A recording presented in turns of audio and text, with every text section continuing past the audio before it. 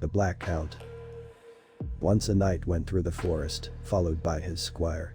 It was already evening, and the area was disreputable, but the knight knew no fear.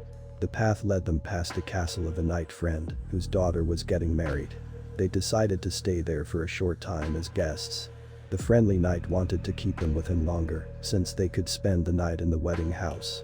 But the knight was in a hurry, and refused all invitations to stay. Then he was warned that the Black Count, a ghostly knight, lived in the forest. He would give everyone he met in the forest a terrible fright. But it did not help. The path through the forest was pitch dark, and the knight and squire had been riding for 3 hours.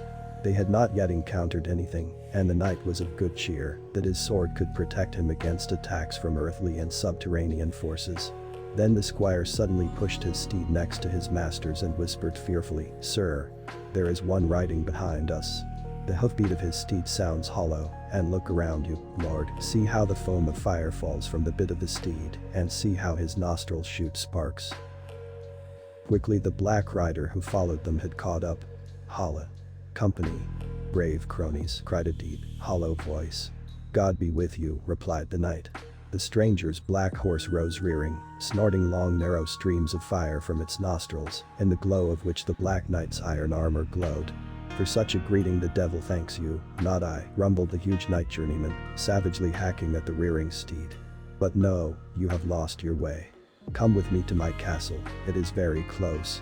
Over there you can already see the windows shimmering." "I thank you, but I have not the time to stop," replied the knight.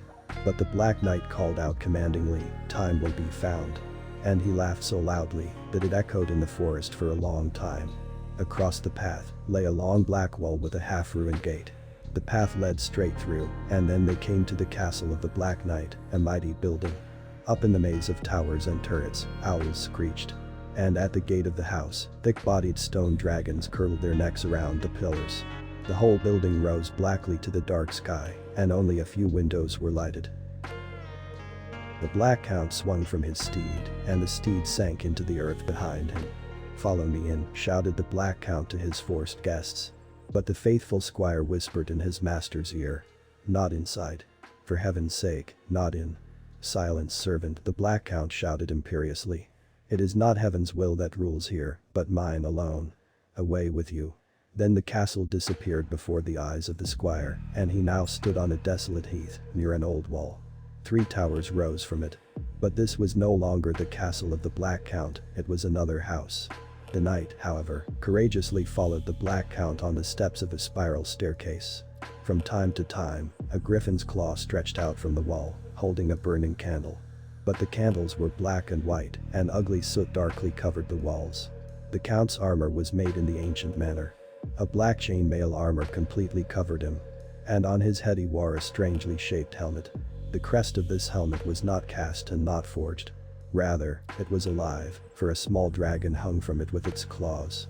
Sometimes it turned its head, so that the black sparkling eyes flashed like diamonds. The tail of the dragon hung down long from the helmet, and flicked sometimes to the left, sometimes to the right.